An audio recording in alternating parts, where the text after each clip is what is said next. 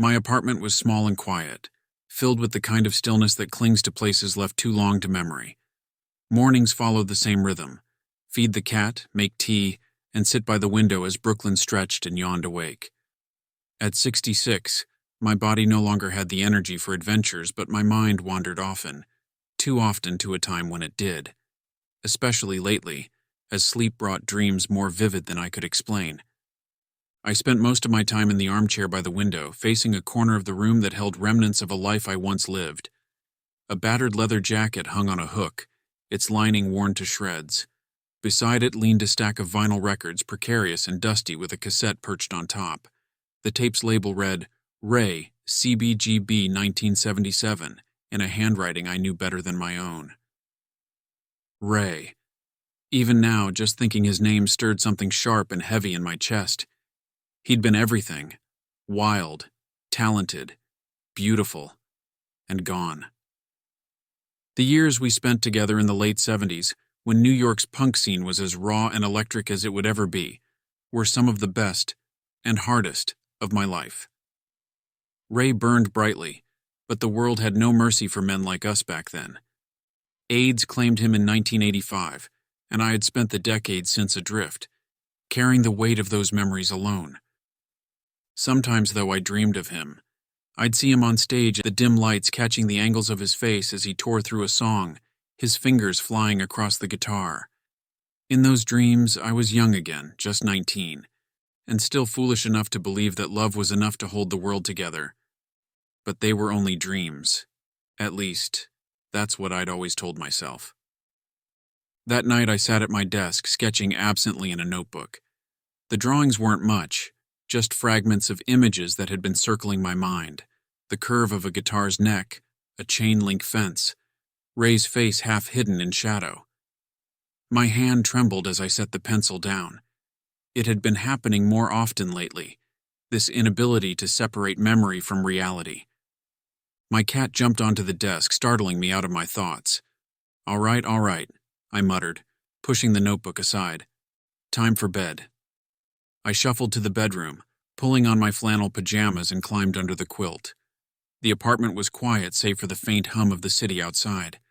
As I drifted off, the air around me seemed to grow heavy, almost alive. My breath slowed, and for a moment, I felt as though I were falling. Not the sharp, panicked drop of a nightmare, but something deeper and warmer, familiar. When I opened my eyes, the room was different. The peeling paint of my apartment walls was gone, replaced by graffiti-covered brick and dim red light. The air smelled of beer, sweat, and cigarettes. I looked down at my hands, young, unlined, steady. Then I heard his voice. I turned, my heart thundering, and there he was. Ray, leaning against the bar with that casual, reckless charm, his smile cutting through the haze like sunlight. He was exactly as I remember him, impossibly alive. And that was when I realized this wasn't a dream. I was there. I didn't know how long I stood there staring at Ray. Time didn't feel real in that moment. He looked just as he had when we first met. All lean lines, wild hair, and eyes that glinted with mischief. A cigarette dangled from his lips, and the leather jacket he always wore hung open, revealing a faded black t-shirt which just fit underneath. Edwin, you gonna stand there all night, or are you gonna come say hi? His voice jolted me. It was deeper than I remembered, but still sharp, cutting through the haze of the bar like the opening chord of a song. My legs carried me forward before my mind could catch up. Ray, I said, my voice barely more than a whisper. What's up, kid? You look like you've seen a ghost, he said with a grin, crushing his cigarette into an overflowing ashtray. He reached out and clapped a hand on my shoulder, pulling me into a hug. I could smell the faint, familiar mix of smoke, leather, and cheap cologne. My heart ached in a way I couldn't describe. When he pulled back, his smile faltered. You all right? You're shaking. I forced myself to smile, though my hands were trembling. I'm fine, just tired, I guess.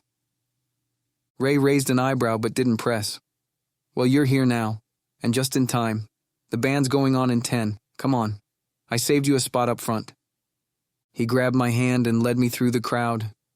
The music was deafening, the air thick with sweat and cigarette smoke. I felt out of place and completely at home all at once. When we reached the front of the stage, Ray turned to face me, his expression softening. "You've been off lately, I can tell. But whatever's going on, forget about it for now. Just let yourself have fun tonight, all right?" I nodded, though my thoughts were anything but carefree. How could I possibly explain what was happening to me? How could I tell him I wasn't just having a bad day, that I'd fallen asleep and woken up in 1977? That I wasn't 19 anymore, and that in my world he'd been gone for decades. The band started playing and the bass line rattled my chest. Ray was magnetic on stage, every movement a challenge to the crowd. Watching him was like being struck by lightning. It was impossible to look away. But as I stood there, a sickening realization crept over me. This wasn't just a chance to relive my youth. If I was really here, if this was real, then this wasn't just the past. It was the beginning of the end. I knew what was coming. The gigs, the parties, the drugs, and the carelessness, and the silence that followed it all, when the world finally caught up with Ray and tore him away from me. It hit me like a punch to the gut. I had a chance to see him again, to hold him, to love him, but I also had a chance to save him. If I could figure out how. This didn't work at will. I couldn't take a nap and will myself into the past. It had to be at night, around the same time of night we would have been out if we were kids again. Over the next few nights, I kept waking up in 1977. Or maybe I should say, I kept living there. Every time I closed my eyes in my apartment, I'd find myself back in the punk-soaked chaos of New York. At first, it was exhilarating. Seeing Ray alive, feeling the rush of youth again, it was like a dream I never wanted to end. But the thrill didn't last. The more I watched Ray, how reckless he was, how unstoppable he seemed, the more I remembered where it all led. Ray had always been larger than life, a force of nature that couldn't be contained. But that was the problem. He burned too brightly, and I knew what would happen if I didn't do something to stop it. It started with small changes. I nudged him to take breaks from the endless whirlwind of gigs and after-parties. I subtly encouraged him to eat something other than greasy diner food or whatever he could scrounge from a bodega. When he lit another cigarette, I'd pluck it from his fingers, laughing it off like a joke. "You trying to save me from myself?" he teased one night, leaning against a graffiti-covered wall outside. "Maybe," I said, trying to keep it light. "Somebody has to." But it wasn't enough, and I could see the cracks even then. The long nights, the booze, the drugs, it all started catching up to him, even if he didn't want to admit it. One night, after a particularly wild party, I found him slumped on a couch, his face pale, his breathing uneven. "You're pushing too hard," I said, crouching in front of him. He waved me off. "I'm fine, Ed, just need to sleep it off." "You're not fine," I snapped, my voice sharper than I meant. "You're running yourself into the ground, and for what? Another gig? Another party?" His eyes narrowed. "What's with you lately? You're acting like my mom or something." "I just don't want to lose you," I said, my voice cracking. He softened, reaching out to touch my cheek. "You're not going to lose me. I promise." But he couldn't promise that. I knew what the future held, what our future held, and it terrified me. The worst part was how little I could say. How could I explain to him that I wasn't just worried about a bad hangover or a close call, that I'd already seen the end of this story? Every time I thought about telling him the truth, fear stopped me cold. What if he didn't believe me? Or worse, what if he did? And it changed everything. And then there were the other subtle shifts in the present that I couldn't ignore. One morning I woke up to find a photo on my nightstand that had never been there before. A picture of me and Ray, both older, standing in front of a house I didn't recognize. It was proof that the past was shifting, that I was making a difference. But at what cost? As the weeks passed in 1977, I found myself tangled in the world I thought I'd left behind. The punk scene was intoxicating, yes, but it was also dangerous. Fights broke out in dive bars, cops raided clubs. People disappeared for days only to reappear with stories they couldn't or wouldn't explain. And through it all, Ray thrived. Or at least that's what he wanted everyone to believe. One night after another electric performance, we stood outside a club, the city's neon lights painting the street in shades of red and yellow. Ray was buzzing, his grin wide as he bounced on the balls of his feet.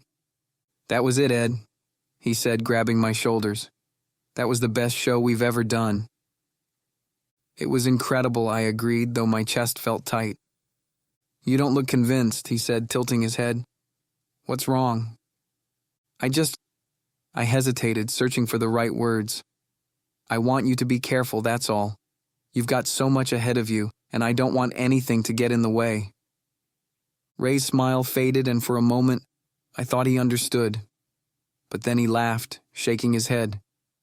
"You worry too much, old man," he said, clapping me on the back. "We're invincible." But I knew better. The cracks in Ray's armor began to deepen, and no matter how much I tried to patch them, I could feel the weight of time working against me. Every time I woke up in 1977, it seemed the stakes were higher, the nights wilder, and Ray harder to reach. One night we were at an after-party in some loft in the East Village. The room was packed with people, punks, artists, and the kind of hangers-on who chased the glow of the scene without adding anything to it.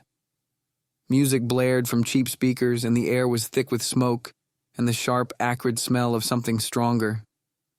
Ray was in his element, holding court at the center of the room with a drink in one hand and a cigarette in the other. His laughter echoed above the music, magnetic and reckless.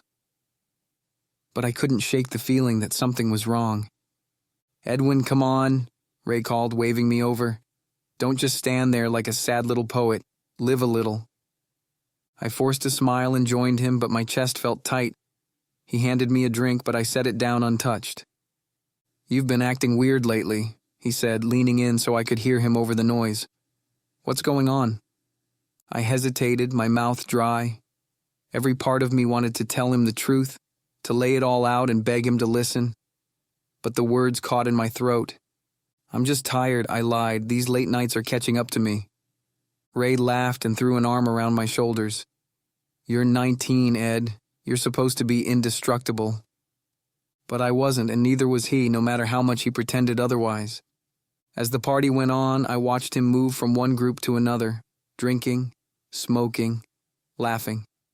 At some point, someone handed him a small plastic bag, and I saw him pocket it without hesitation. My stomach churned. I followed him to the bathroom, catching him just as he closed the door. "Ray, wait," I said, my voice sharper than I intended. He frowned, clearly annoyed. "What's your deal?" "My deal is that I'm watching you spiral," I said, my frustration spilling over. "Do you even realize what you're doing to yourself?" He crossed his arms, leaning against the doorframe. "And what? You're my babysitter now?" "I'm fine, Ed. I can handle myself." "No, you can't," I snapped. "You think you're untouchable, but you're not. None of us are." His expression hardened. "Why are you so scared all the time? What do you think is going to happen?" I opened my mouth to answer, but the words died on my lips. How could I explain that I'd already seen the end of this story? That I'd held him in my arms as he slipped away, powerless to stop it? I swallowed hard. "I care about you, Ray, and I don't want to lose you." Something in his face softened, but it wasn't enough. He reached out and touched my cheek, his hand warm and steady. "You're not going to lose me," he said, his voice gentle. "I promise." But his promises didn't mean anything, not when I knew how fragile they were. The tension between us grew in the weeks that followed.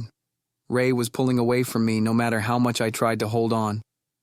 He started disappearing for days at a time, showing up at gigs looking worn and gaunt but still throwing himself into the music like nothing else mattered. And the more I pushed, the more he resisted. "Why can't you just let me live?" he shouted one night after a show. "You're so obsessed with saving me that you're forgetting how to love me." The words cut deep, but I didn't back down. "I'm trying to love you," I said, my voice breaking. "But I can't stand by and watch you destroy yourself."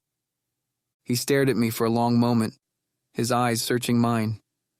Then he turned and walked away, leaving me standing in the alley behind the club, the sound of the crowd fading into the night. I leaned against the brick wall, my hands trembling. I'd come back to this time to save him, but every step forward felt like 2 steps back. The past wasn't a song I could rewrite. It was a living, breathing thing, and no matter how hard I tried to steer it, it had a rhythm of its own. But I wasn't giving up, not yet. It all came to a head on a cold December night. The city was wrapped in a bitter chill, the kind that sliced through your jacket and settled in your bones.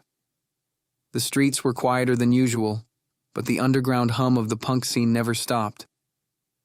That night, Ray's band had a headlining gig at a warehouse on the Lower East Side, and the place was packed with bodies buzzing from the energy of the music and whatever substances were floating around. I stood near the back, watching him on stage. He was mesmerizing, as always, but there was a jagged edge to his performance that made my stomach churn. His movements were sharper, his voice more strained, and his eyes darted across the crowd like he was searching for something he'd never find. He was burning out right in front of me. When the set ended, the crowd erupted in applause, but I couldn't bring myself to clap. I pushed my way backstage past clusters of people congratulating the band until I found Ray slumped in a corner with a bottle in his hand. "Ray," I said, kneeling in front of him, "you need to stop. This isn't sustainable." He smirked, his eyes glassy. "You're starting to sound like a broken record, Ed." "I'm serious," I said, my voice shaking. "You can't keep doing this. You're killing yourself and you don't even see it." He leaned back against the wall, his smirk fading. "You don't get it. This scene, this life, it's all I've got. Without it, I'm nothing." "That's not true," I said, grabbing his hand. "You're so much more than this. But you have to let yourself see it. Please, Ray. If you don't stop, I'm going to lose you." He stared at me, and for a moment I thought I'd reached him. But then he pulled his hand away and stood up, swaying slightly. "You don't know what it's like," he said, his voice low, "to feel like you're always on the edge of disappearing. This keeps me alive." "No, it's killing you," I shouted, my voice echoing off the walls. "And I won't let it. I won't stand by and watch you destroy yourself. Not again." He froze, his eyes narrowing. "What do you mean, again?" My heart pounded. I hadn't meant to say it, but the truth was clawing its way out of me. "You don't understand because you can't," I said, my voice cracking. "You don't know what happens because I've already lived it. I've already watched you die, Ray. And I came back to stop it." He stared at me, his face a mix of confusion and disbelief. "What are you talking about?" "I'm not supposed to be here," I said, the words tumbling out now. "I'm 66 years old, Ray. I lived through this once already and I lost you. You didn't make it, and it broke me. But somehow I was given another chance to come back to try to save you." Ray laughed, but it was a hollow sound. "You've lost it, Ed. You've completely lost it." "It's the truth," I said, stepping closer. "I know it sounds crazy, but it's the truth. I came back because I couldn't bear the thought of losing you again." His laughter faded, replaced by a haunted look I'd never seen before. "If that's true," he said slowly, "then why does it matter? If you couldn't save me then, what makes you think you can now?" "Because I have to try," I said, my voice breaking. "Because I love you, Ray. And if there's even the slightest chance I can save you, then I have to take it." He looked away, his jaw clenched. For a long moment, neither of us spoke. The sounds of the party raged outside, but we were locked in our own world. "If you don't stop, you'll die in 1985. Ray laughed. To him, this was a date farther in his future than it was in my past. "I love you," he said, "but I don't know. Your mother had the words 'my heart' engraved on your stone." Ray froze. For a long time, he didn't even move. I thought I'd lose him again. I thought he'd run for something better, and really, even if it meant death, I had to face that maybe it was even better than me. But then he spoke. "She hasn't called me that since I was 5. How did you know?" I stared at him and said, "Because I'm from a long time away." Finally, he sighed and ran a hand through his hair. "All right," he said, his voice quiet. "All right, Ed. I'll try. For you." Relief flooded through me, but it was tempered by a deep, lingering fear. I'd reached him, but I knew this was just the beginning. Saving Ray wouldn't be easy, and I didn't know if it was even possible to rewrite the past. But as I stood there, holding his hand and feeling the faintest flicker of hope, I knew one thing for sure. I wasn't going to give up on him. Not now. Not ever. The years unfolded like a song, each verse carrying us further away from the chaos of the punk rock scene and closer to something neither of us had imagined: peace. Ray kept his promise, though it wasn't easy. The transition was painful, messy, and at times almost unbearable. But he stayed with me. After that night in the warehouse, we left New York. It wasn't a grand decision, but a quiet, necessary one. The city was alive with memories, both beautiful and toxic, and we needed space to build something new. We found a small town upstate where the pace was slower, and the music of our lives could finally settle into a softer rhythm. Ray struggled at first. He missed the noise, the adrenaline, the feeling of being on top of the world, even if it was an illusion. But we made it work. I watched as he learned to channel his restless energy into something constructive. He picked up painting, a surprise to both of us, and poured himself into it the way he once had on stage. As for me, I found joy in the quiet moments, tending the garden, fixing up the old house we bought together, and watching Ray rediscover himself. There were nights when we'd sit on the porch, his hand in mine, the stars stretching out above us like a promise. Being in your late 60s isn't always this old and tired for everyone. Some people are healthier at 70 than most of the 20-some things I knew back in the 70s. But after years of trashing our bodies as kids, and then with fast food in our 20s and 30s, we were lucky to remain fit older men, who were still mostly put together. I guess it's similar to how I came out of our past, without as much as a scratch on me. And in one tangent, Ray didn't even survive his youth. No two people are impacted similarly by similar events. Oh well, you learn to roll forward with who you are and what you have. I mean, what else can you do?